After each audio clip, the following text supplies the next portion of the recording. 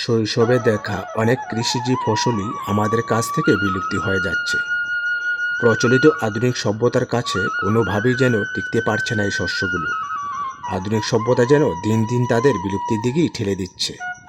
আর বিলুপ্তির শেষ সীমানা দাঁড়িয়ে থাকা যে গুল্ম লতানো হৃদয় আকৃতির গাঢ় বেগুনি রং বেষ্টিত যে গাছটি আপনারা দেখতে পাচ্ছেন, তার নাম মিষ্টি আলু। বাংলাদেশে মিষ্টি আলুর অনেকগুলো জাত রয়েছে, যার মধ্যে ভারে উদ্ভাবিত 1 থেকে 13 পর্যন্ত জাতগুলো অন্যতম।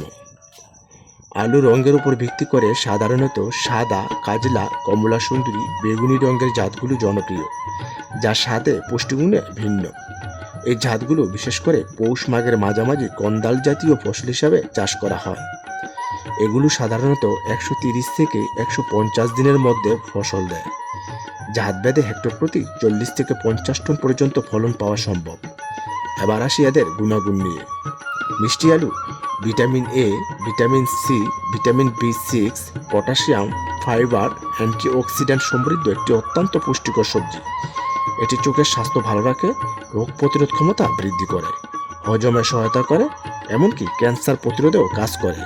আসুন সবাই মিলে এই বিলুপ্তিপ্রায় মিষ্টি আলু চাষ করি, ঘরে ঘরে এর পুষ্টিগুণ পৌঁছে দিয়ে আসি।